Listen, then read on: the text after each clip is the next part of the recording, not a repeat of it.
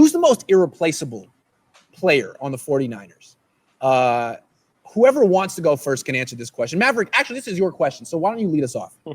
So I have two under the radar guys, but I think we can all agree Fred Warner's pretty high up there. But my two under the radar guys are DJ Jones and Laken Tomlinson. And I'll go with Laken Tomlinson just because I don't think they can afford to lose any more guards. And if he goes down, I think Tom Compton would be the only guard on the team that has played more than 4 games at the position. Yeah, that's definitely under the radar. I'm going to kind of go a little more obvious there. I could say Kittle. I could say Garoppolo.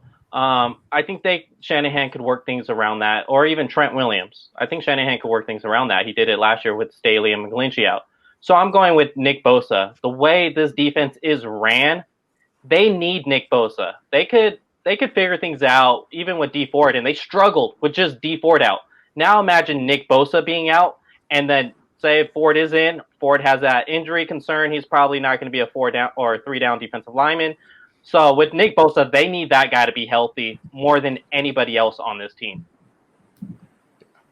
Yeah, I agree. That's a good one. I agree on that one. I'm going to go with Garoppolo.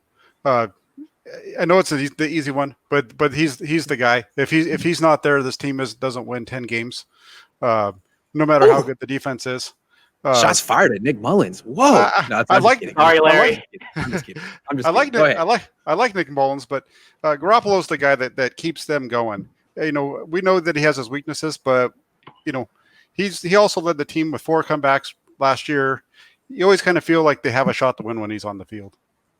That's a good answer. You guys took the heavy hitters, and I'm not going to disagree with any of you, so I'm going to go with someone else that you're all going to disagree with, but I don't care because I'm on the show too, and I'm going with running back Raheem Mostert. And I know it's stupid because running back is the most replaceable position on a team, and Shanahan's the mastermind anyway, and anyone can perform in this offense. But imagine if Mostert gets hurt and all they have is Jerick McKinnon and Tevin Coleman and Jeff Wilson Jr. I mean, a bunch of guys who are hoping to average 4 yards a carry on a team that is heavily run first. So, I mean, maybe Tevin Coleman bounces back and has a huge year after being kind of mediocre last year, but you can't count on it. And if they lose Mostert, then all of a sudden they really need to become more of a pass-first team, I think. So I'm going to say Mostert. But fair. I'm wrong. I like your answers better. I just didn't want to. I didn't want to take your answers. Who should be what? I was going to say, did you let everyone know where you're at right now? By the way. Oh, by the way, if you're wondering why is Grant sitting outside a Jack in the Box, it's not a Jack in the Box. It's actually Levi's Stadium. This is Michael Mina's tailgate, where they make the best $40 burger in Santa Clara. It's just fantastic if you can take out 2 mortgages and eat it. So let's move on.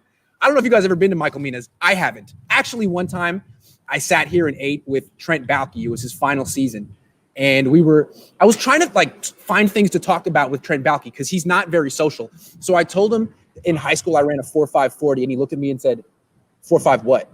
And I swear, if I had said 4.51, I think he might have liked me better. But I said 4.59 because I was embarrassed, even though it was a 4.51. And he looked away like, I'm not impressed.